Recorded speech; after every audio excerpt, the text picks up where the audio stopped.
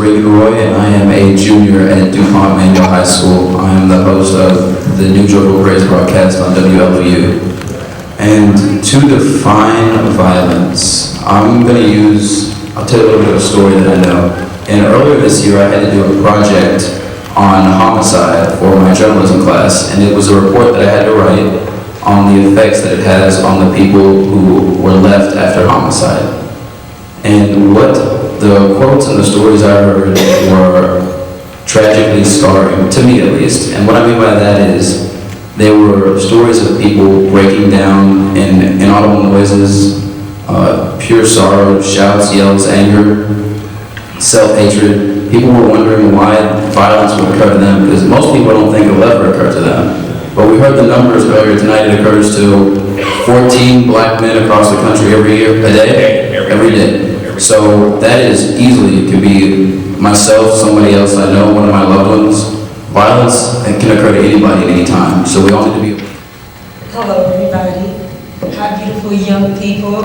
I'm so excited to be here. I actually didn't go to another event because the youth in our community means so much to me that I wanted to be here with you all. Thank you to Purpose and Bill Price for allowing me to be on the panel. My name is Nicole Taylor Compton. I too was a teen mom. I had my son 2 days after my 16th birthday, and Tuesday he'll be 19.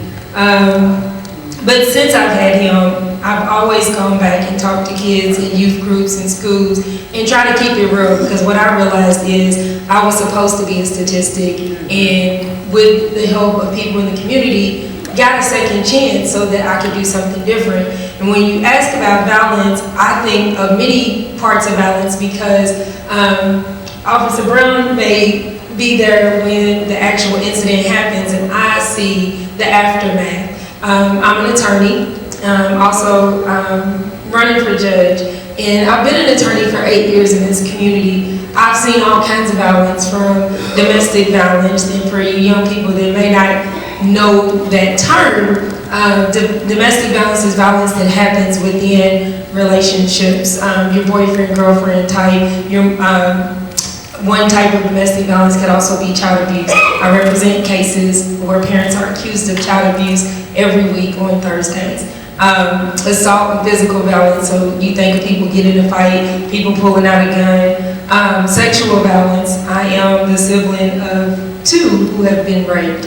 And that is very prevalent in our community, as well as emotional violence, because we hear about people committing suicides, and most times that happens because somebody has had emotional violations in their life. And the effects of violence come from, or the definition of violence for me, is a lack of love and respect.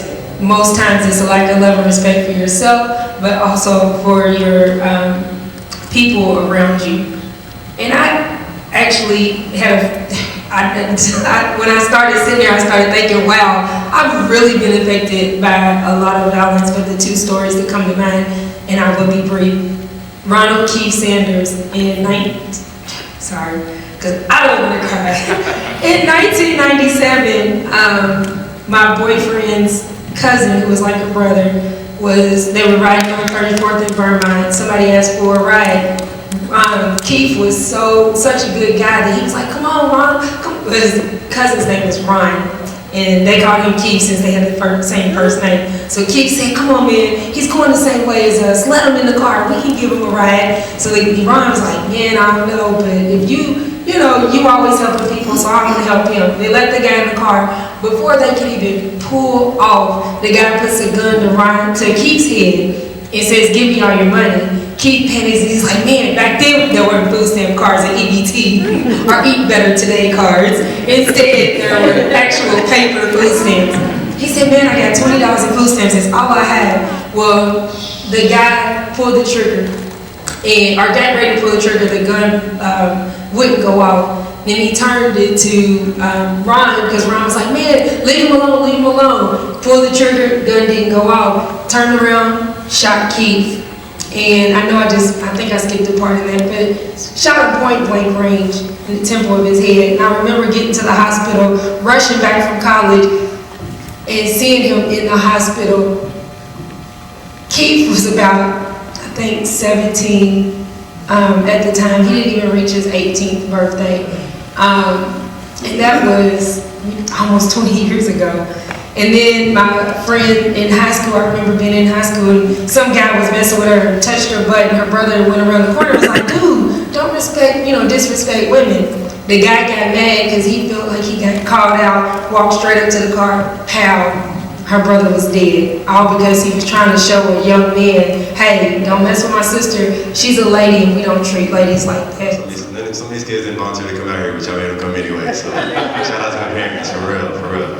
My name is Idris Bennett. I am a program director at U-Spirit. This used to be called Brookline in Bellwood.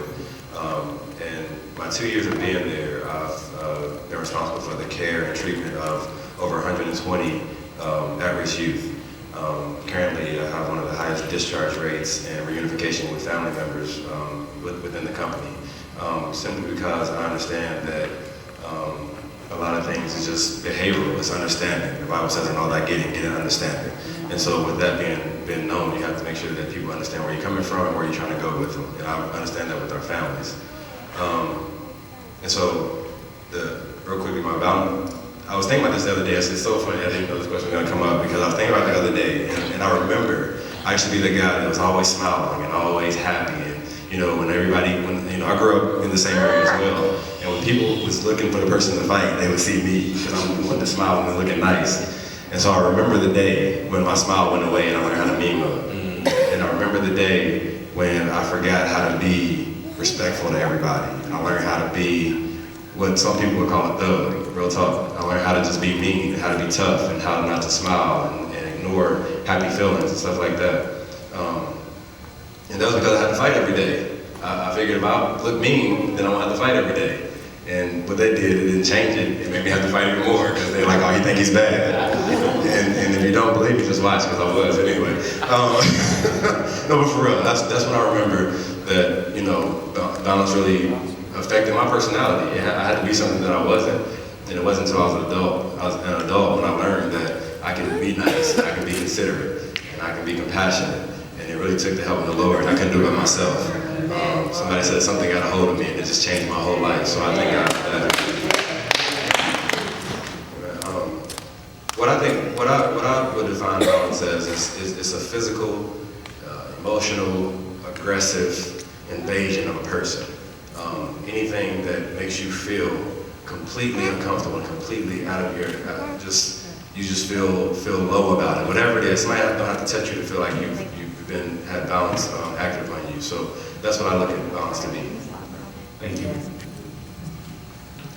Good evening again. I'm Brian Andrew Wilson, and I'm grateful for this opportunity, honoring the panel, wonderful people up here. I want to just define violence as simply the victim of someone losing control or a victim of someone's intent to harm you. A story that I want to share is about, I really have two, and unfortunately it's family involved. Has any young person ever seen a gun before? Yeah, okay. Yeah, I can be honest. Nobody gonna get in trouble. They're like, oh God, my mama here, I'm gonna get a whooping, whatever. Right, parents, nobody. Right. Listen, I used to think guns were cool. I always wanted one. And because my brother, he was a gangbanger, and I was in church, and it just didn't go together, Holy Ghost and guns, something about it just don't mix. And but one of my cousins, recently I want to share this, in Mooreburg, South Carolina, was involved with some things, and simply a dog fight. Got involved with a dog fight, and an individual saw him at a gas station, if you will, and shot him point blank, just unloaded on his best friend because of a dog fight. And his death caused his immediate family to basically disintegrate. His father had a lapse back on drugs, his mother had a lapse back on drugs, his brother left, went into the streets in a deeper way. And I wanted to share that story because I wanted, as young people, to let you know that your decision not only affects you, but it affects everybody around you. Okay, hi, I'm Alana Graham. I'm a sophomore at Elizabethtown High School in Elizabethtown, Kentucky. To me, violence is Okay, well, first let me start off. I was raised up in a church, so I'm about to give you a church definition. Violence is the absence of God. That's what it is to me. It's the absence of peace, love, and thinking. Whenever you take God out of a situation, violence is there. So to me, that's what that is. People always say to me, you are our future. So why would I make a statistic of myself and people behind when I want to be the future of America? I'm a youth as well. So this should be interesting for me to hear everybody's answers to these questions, but I don't know, to me, it's not cool to be those little ratchet girls that you see twerking and everything in the media. It's not cool. All this stuff, it doesn't make jobs. It doesn't do anything for you. And imagine if you have kids in the future, what are they going to say? My mom was a prostitute. You know, it doesn't do anything for yourself. So to me, it's good. Parents might be annoying sometimes. I know it. My mother is in the audience. I'm probably going to get a little bit. But a lot of the things that they say are true. They say, raise yourself in a manner to where you don't embarrass your parents, to where other people look at you for the example. So that's just some things that I want to share, and I hope you guys enjoy all the answers. Thank you. Just preach, Dad. Yeah. I'm Alexis Fight from season 5 of BET Sunday Dance. Thank you, everybody, for watching. Let's see. I'm a preacher's kid, and I'm just shy of 21 years old, so I'm probably young enough to be a big sister or something. I can't quite call me auntie yet.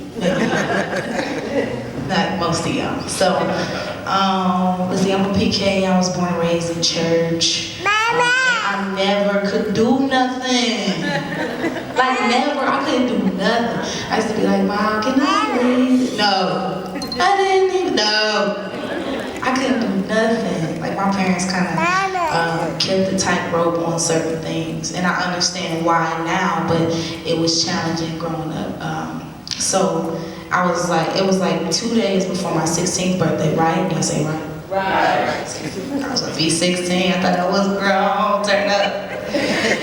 But I wasn't. So I said, Mom, can I please go to this party? They was talking about this party like for the longest. And I was like, can I please go to this party? And it was like, no, you're not going to this party. So I'm like, please, I want to go to this party. Everybody was talking about it like, yo, it's going to be out that time. And I hadn't really gone to no parties because they kept saying no every time I had. So I said, okay, well, can I just go to my friend Akila's? That's how you feel? Oh, you can go to Akila's house. So I'm like, okay, well, we're going to go to Akila's house. Go to the party. So, you know, Akila parents, you know, they kind of didn't care what they was doing. Y'all got some people, moms that's like that, like they don't care what y'all do. So you always want to go to their house? I see, y'all come to me, I be like, yeah, I got to play like that. But, so I knew it was going down once we got to Akila's house. So we go to Akila's house, and we get dressed and everything, thinking we cute. I'm only 15, about to be 16 the next day. So we go to this party, hey, we turned up, hey. It's in the worst neighborhood ever. They probably had roaches in their house. We ain't care, we hit the roaches like, hey.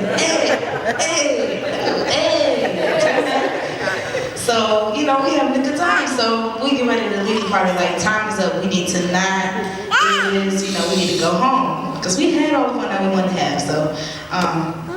We leave the party and we get outside, all of a sudden a big brawl just busts out and these two boys start fighting. So I'm not really paying attention. I'm like, man, these just some trafficking little boys fighting. So we started walking home and they start jumping the boy. So I'm like, okay, hold on now. You was fighting, now y'all jumping. This is slaughter. This is not of God. This is not right. My Holy Ghost kicked in. Cause see, I'm a church girl, but I'm trying to be bad. So, turned out that my cousin was the one who got jumped. So I'm like, oh Lord, what am I gonna do? Police start coming, all this crazy stuff. A bunch of my friends went to jail.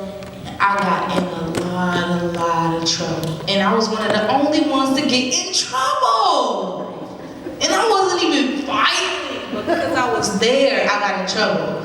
So I definitely know what it is to experience violence, to be around violence. I know what it is to feel like you're kind of in a box and you want to do things, but you find yourself in the wrong place at the wrong time, and I should, could have listened, and I didn't. Why did my mom always say no? This is why. And you just mad because that turn up only lasted like 5 minutes, and then you was on punishment for like 3 years. Nobody trusts you. You can't go to the bathroom, they think you lying. Ma, I gotta pee. Yeah, right, you going to that party, like you did, like, no, I promise. No. Cause last time you said you was going to Keela house and you went to the party. So it's just much more rewarding to listen to these older, wise people and absorb some of that wisdom. Everything they're saying is not garbage, I promise, and you'll need it later. I define violence kind of what everybody said, just as not only other people trying to intentionally harm you, but even to yourself. Because like I think when you were reading some of the statistics, I think homicide and suicide and overdose were the main ones. Well, overdose is almost like suicide. So both of those things are intentional harm against oneself. So I understand the pressures of wanting to give up and wanting to, not live anymore and not, exist anymore, even to that degree. But we have to push past the violence. We have to absorb this wisdom. We have to stay involved in activities and occupy our time with positivity, and keep busy because, man, violence is no joke. And you don't want to be involved in it. But to God be the glory. Thank you for having me. Thank you.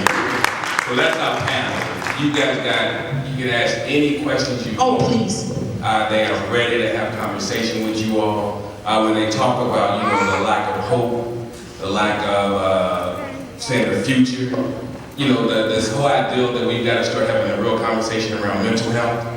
We got to start having a real conversation around what happens when I get shot and I survive. Do I live in a wheelchair for the rest of my life? Do I have a colostomy bag? Can I take care of myself? Right? Because we got folks who've been shot who survived, whose lives are different than they've ever been. Right? So this ideal of making smart decisions, being in the right places at the right time. What has kept you guys on the straight and narrow?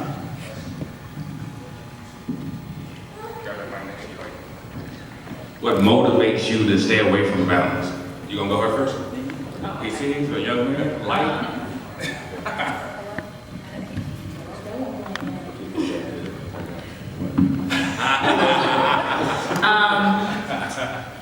Really, if it wasn't for my mom bringing me in church, because I know waking up early for church, doing all that, I'm like, no, let me get a couple more hours. But my mom growing me up in church, hearing all that stuff, hearing positive people around me that are saying, stay away from that. Now, most times, if I'm listening to Lil Wayne, all those other people, I'm like, oh, it's nothing wrong. They did it, they survived, it's fine. But then you turn around to the other facts and you hear it. So it's a lot of, you surround yourself with people that have the same mindset as you. With me, I'm in the church a lot. I'm with a lot of organizations that focus on academics. Sometimes it can be easy to stray away because it's easier. It's easier to put some makeup on, look cute, go out and get yourself in trouble. But you have to think about what that's going to do in 5-10 years. So, yes, people around you, that's how I focus. Right, well, that question, I'm going to go ahead and say my mom as well. Because back in, for middle school, I was peer pressured a lot into doing things I didn't want to do. I had maybe 5 or 6 friends, and I went to a private Catholic school, which defies stereotypes that, hey, there's peer pressure there. No, there's a lot there. And to be honest, I would never send my kids to a private Catholic school just because of what happened to me.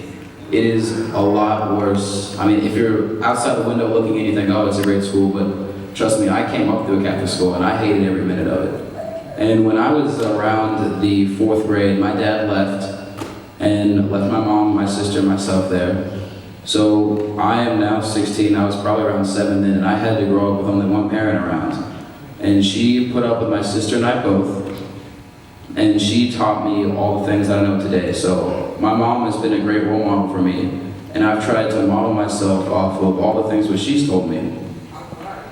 So from what I learned from my mom, I went ahead and I took that into high school. And I took all the lessons I learned through middle school about people not to hang out with and things not to do. And I, to this day, have learned that apparently I defy stereotypes of what a young black man should do. I do not like rap. I'm sorry, I don't like it, never liked it. Instead, I like other types of music. Sometimes I listen to jazz, sometimes I listen to classical. I go either way. But to avoid peer pressure, I have chosen to surround myself with the right people now. I do a lot of educational extracurricular activities. I write for the school's newspaper. I write for my journalism class. I posted on our school internet source called Red Eye. I do a lot of writing on there. And all the young people up here are like, oh, I've heard all this stuff before, right? I've heard the way up and now it's education and all that. Education, education, education. Well, the reason why they push it so much is because it's true. What you do today is going to affect where you are 10 years from now. So if you work hard now, you can avoid the hardships you're going to have later. Get the hard stuff done first so you can have the easy life later when you're like 30 and you have a family. Stay in school now, focus on your education now, so when you're 30 you can have a good job and provide for your family. Look at the long term instead of looking at what's going to happen next weekend. Thank you. So, you guys don't have a question. Let me ask you all a couple of questions, right? Bullying. How many of you all see kids get bullied in your school? Okay.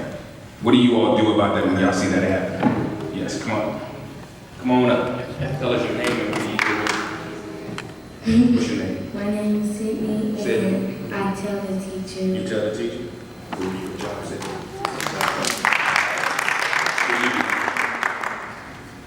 I know you're not shy, you was just dancing.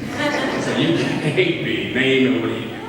My name is Elijah, and usually I take up for the other person. Sometimes it causes a lot of commotion because they say, they try to get smart, fight, like you shouldn't be taking up for them or who. And I just be like, okay, what are you doing, or what's your point?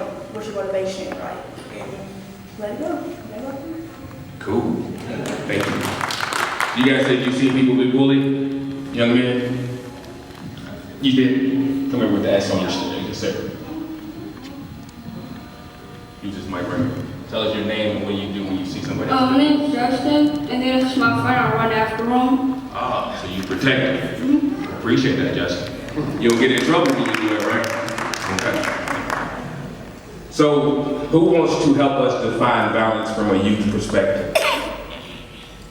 Y'all gotta talk to me tonight. Y'all ain't gonna get off the hook, I promise y'all that. By the time we finish, all of y'all gonna say something to me. Right? Come on, it's real quick. I'm gonna be with you. You ain't even gotta look at them. Come here. Yes, ma'am. This is what I want to say. I announce myself as Nicole Taylor Compton, but I tell youth when I go talk to groups that I'm just Nikki. The thing about this whole panel is we've all been there, done that. We may all have different walks of life, but we've all been where you are, and some of us I have made some very, very, very bad decisions growing up that I had to learn from. So there's nothing that you all can answer or say that's going to surprise us. We're actually here for you all to be able to get information, but get the truth. So if it's your parents that are making you nervous, they can't see your facial expressions and what you're and the parents aren't good. Right, you're asked for your hypothetical friends. But we want to interact with you all. We don't want to just sit here and look at y'all while y'all look at us. I know that y'all have something that you want to talk about or some way that you all have been affected. So I think that y'all should take advantage of this opportunity. Thank you. We're going to get them. Lanaya says we were talking about violence, where she sees it and where she sees it going down. She don't want to talk to you all, but she told me she sees it in the streets. She sees it in the schools. Any of your friends experience violence? No? Okay, cool. You see it on TV and in music? Yeah. So we'll get them up. We're gonna get them talking. Yes, sir. I want to talk about something that bothers me.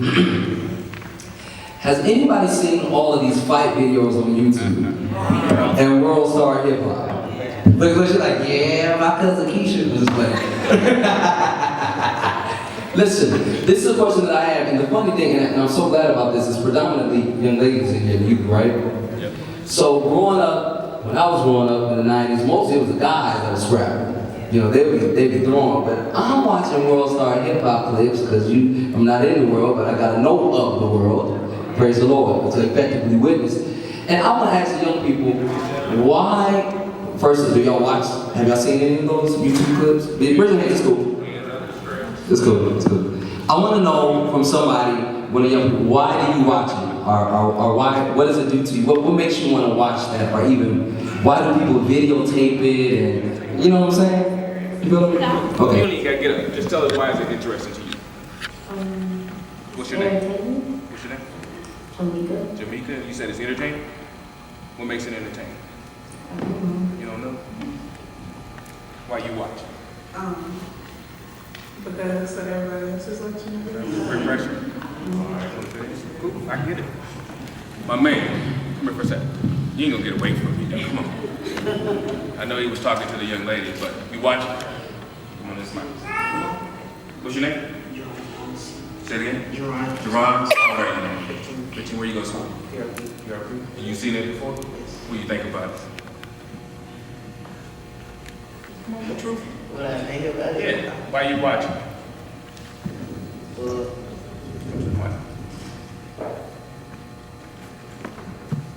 Ain't gotta be no good about that guy. Be entertaining, it's fun. Uncivilized version of boxing. Uncivilized. Okay, yeah. And you like boxing and everything? No, but you're interested in the stock on world? No, not really. Absolutely. Okay. You watch you're a PRP. Is there a lot of violence happening at PRP? Yes. Yeah. What kind of violence take place at PRP?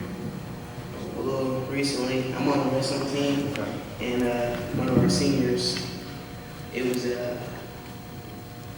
drunk, and they was playing the roulette game, and it was in the chamber. Oh, really?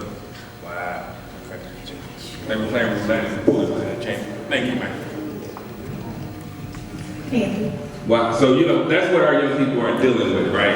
You got something to and one of the things I want to say though real quick is that we've got to pay attention. We got to be knowing what's going on with not just our kids, but the kids that they hang with, right? For his friends to be able to have access to a gun and they're drinking, and when you start drinking and doing drugs and you got weapons in your hand, all kind of crazy stuff can happen. And that's not just happening at PRP, and it's just not happening at Shawnee, it's not just happening at Airport. We got to pay attention to what's going on in all of our schools and start really thinking about it. What I asked.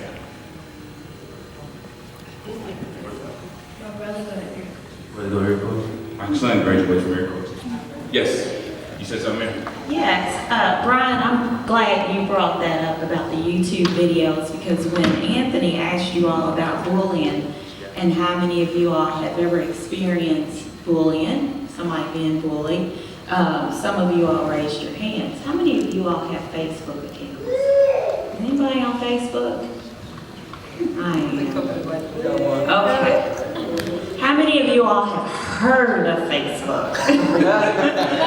Twitter? Okay. A lot of bullying takes place on Facebook. Okay? Bullying doesn't have to be the physical. She said on Instagram too. And Instagram, and I wrote some other ones down. Twitter, and I'm sure there's a lot more. What was that? They named them all. What is it? Line. Snapchat. What kind of violence occurs on that and bullying? Can you tell me? Cyberbullying. Cyberbullying. Which is what? Posting those videos of people fighting. What else? Making fun of. Teasing, making fun of. Threats, I heard somebody say. What else? Some pictures of other folks making comments about it. Right. Okay. What about in the classroom? Sitting there talking. Does bullying take place in conversations? Yes. What is that called? Gossip. Gossip. And unfortunately, this happens as adults. It sometimes spills over, in adulthood, and it happens in the workplace, other places I won't name, but it happens, right? I wasn't gonna name it, but it does. So you have to be very careful about everything you do. Everything you do. When you see those videos, don't watch them. It's not entertaining. Stay involved in church, kids. You are here because someone brought you here. I don't know if you're members of Greater Good Hope or if you heard about the Youth Summit and your parents brought you here, but stay involved in church. Stay involved in activities. I know as a kid, my mother she was a single mom as well. She raised myself, my brother, and my sister. And we were in church on Sunday morning for Bible study, Monday morning service, then evening service, and sometimes late night evening service, prayer meeting on Wednesday, Saturday choir rehearsal, and sometimes a little Bible study with the missionaries. We were always in church, and then when we weren't in church, when school let out for spring break or summer vacation, she had us lined up for Upward Bound or some kind of free camp at U of L or at the community center. We were never able to sit idle. So parents, keep doing what you're doing. Drag them, kicking and screaming, but bring them here anyway because it is worth it. I know some of the kids that we grew up with, they were allowed to just do whatever. And some of them are not here today on this earth, and some of them are in jail. So stay in church. Be different. It's okay to be different. At 17, when I found out I was pregnant, I had to go to a teenage parent school. And I looked around me and thought, I don't want to be here. It was a little depressing. I don't want to be here. And I was different. I changed. I said, I am going back to male high school. I'm graduating with my senior class. I worked my butt off. And then I'm going to college. I'm not going to be a statistic. I'm going to work hard. But I didn't do it on my own. I didn't do it with just my mother. There were many people in church and in the community and the neighborhoods that were supporting me. So we all have to do that for our young people. Try new things. I know you guys like basketball. I ran track. Some of you ladies might like to run track. Try tennis. Try golf. Try other things besides sports. Try the piano, the orchestra. Be different. People recognize that. And that's how you grow as a person. Now, in my opinion, I think we need positive mentors and education programs for our youth. We need to emphasize communication skills and anger management so that violence isn't always the first resort. I mean, whatever happened to saying, I'm sorry for something went wrong, or simply discussing a problem. All of those examples that I listed before are senseless. That's not how America was founded. That's not how we as young adults and adults, we should be taking a stand in our communities, churches, schools, and everywhere that we go. Isn't that what God wanted? He said to spread His word throughout the land, and this is not a part of it. So as our families take a stand, until we and our schools, churches, communities take a stand, unless we begin to be a part of the problem, unless we begin to be a part of the solution to change gun control laws, we will be asking ourselves 5, 10, even 15 years from now, why? Tell me why must innocent people continue to die? Thank you.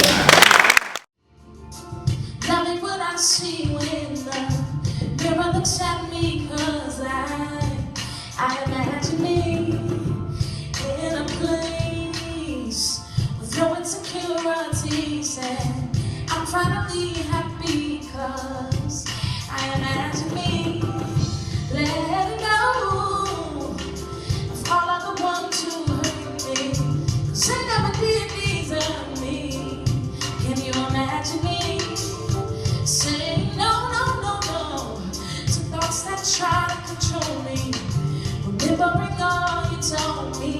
So can you imagine me? Oh, my mama said, I'm here for what my daddy did. I wanna live and not breathe that page again. Oh, yeah. Oh, yeah. I can. Well, I will admit it was hard to see God being in love with a redhead, sweating out girl like me. But oh, finally, I can imagine me being strong this time. And not letting people break me down. They won't get that joy this time. Imagine me in a world where nobody has to live afraid because of your love fear is gone away. Can you imagine me letting go of my past? And I'm glad I have another chance, and my heart will dance, cause I don't have to read it again. Ooh, yeah. Oh yeah. I can see it, yes I can. Oh yeah. I'm on to rap. Yo, I used to beat myself up all the time. Always been strange, so I thought I'd never shine. Fighting to be accepted, always was rejected. But the Lord held me in his hand, kept me in his plan. I thought I would go astray, but he kept me by his grace. It's only by his grace that I'm still here today. I can smile at you and say that I'm free, yeah. Oh, can you imagine me? Yeah. So long, come on, wave at your brothers. And everybody sing bye-bye to fear, insecurity, the violence, pressure in our communities. It's all gone, and it has no place here. Ooh.